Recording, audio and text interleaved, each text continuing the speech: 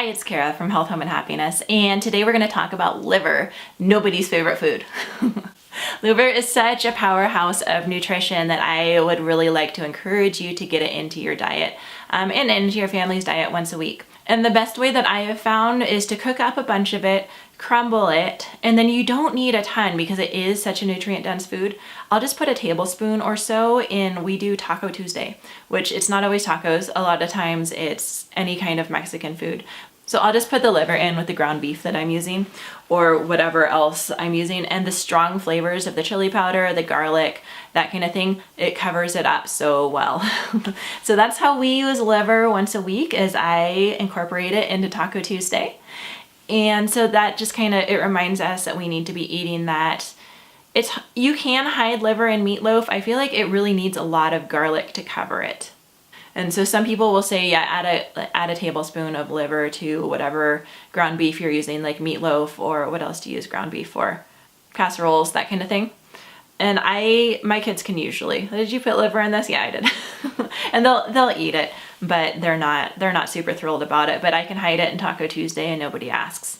So liver is a powerhouse of nutrition. It has everything that we need that we don't get enough of. It has the Activator X that Weston Price talked about, which is really K2. It has vitamin B9, which is natural folate. It has vitamin B12, which we hear a lot about. When we're low on vitamin B12, a lot of times we're not detoxifying well enough, or a lot of times we have low energy. So if you are having low energy, both the iron, there's a lot of iron in liver, iron and B12, the B vitamins, are all kind of our energy vitamins. And so if you're not feeling a little bit run down, then liver can really help. And it's probably worth it to incorporate this in as many meals as you can, develop a taste for it. But chicken liver is more mild than beef liver, and I'll show you in the video how I'm actually preparing pretty much side by side both beef liver and chicken livers.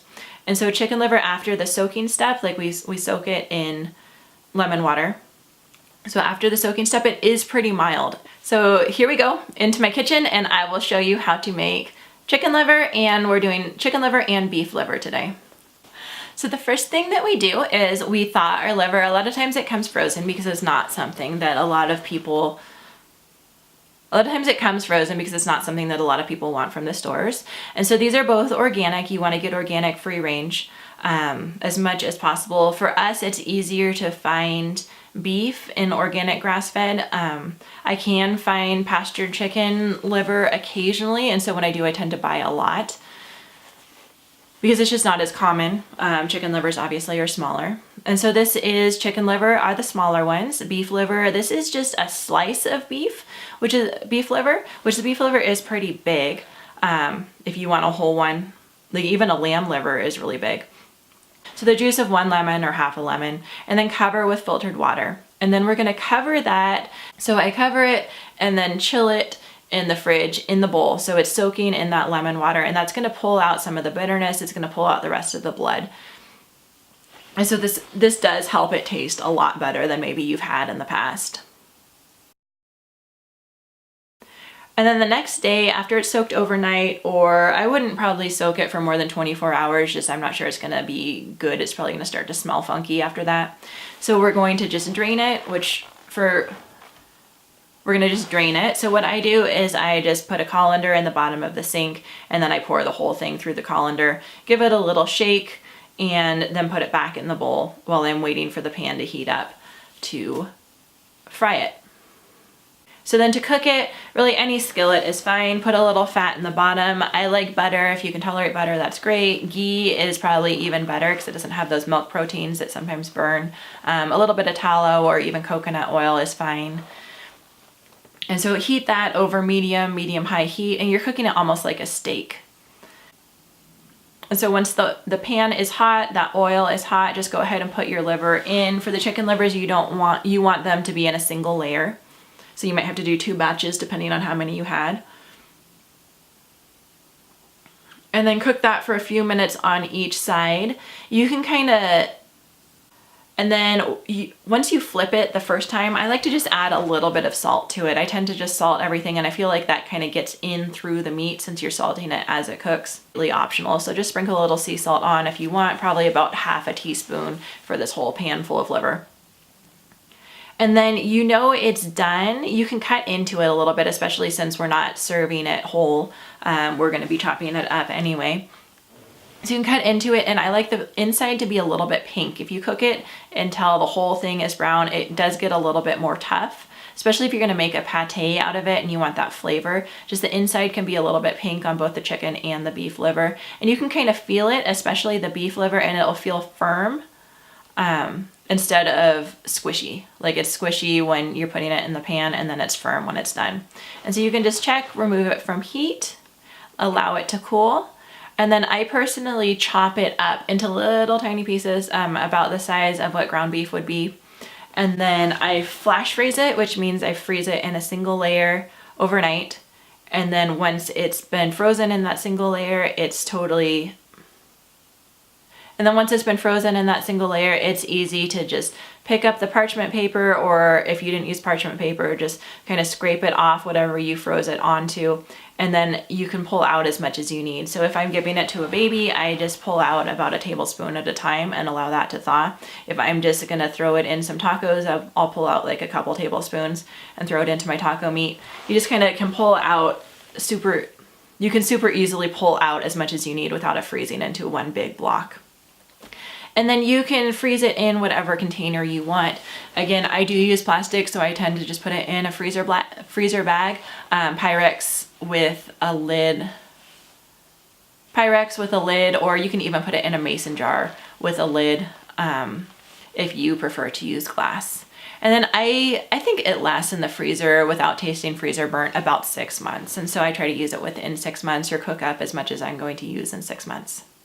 So I have 3 children, and as I talked about in my baby led weaning and how we start solids video, my babies all loved liver. Like inherently, when they're just using their intuition, they know this is a really good food for them. So it's the first food that I start my babies on, but we'll just assume that you don't have babies, or maybe you want to eat liver yourself. And so you can make it into a pate, and I really like the chicken liver pate. So after the soaking step, it is pretty mild. And so if I'm making fried chicken, like I'll sort of, with my chicken pieces, I'll cut up a few pieces of chicken liver, and I'll just add those in with the fried chicken. My kids love fried chicken, of course, who doesn't? But my kids love fried chicken, and so adding some liver in with that and say, okay, well, here's the fried liver part, and it's fried the same way. It has the same breading as the regular chicken, and the chicken liver is pretty mild.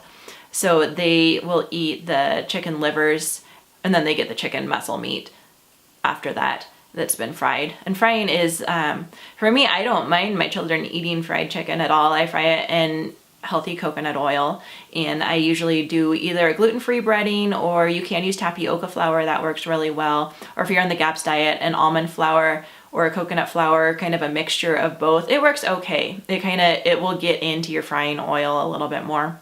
Fried chicken is something that I don't mind my kids having, but it makes a huge mess. It's like a time-consuming process, and it makes a huge mess with the oil splatters and stuff. So it's really a special occasion treat. My kids often request it for their birthday dinners. And so while I'm in there, if I already have some chicken liver, like I tend to soak a bunch of it at once, which you'll see in the video. And then I don't cook all that at once. I'll just freeze it after I've done the whole water and lemon juice step. I'll freeze that so that if I am making chicken or fried chicken or something like that I can use the chicken liver in, then I'll just pull out some of that to use in there as well.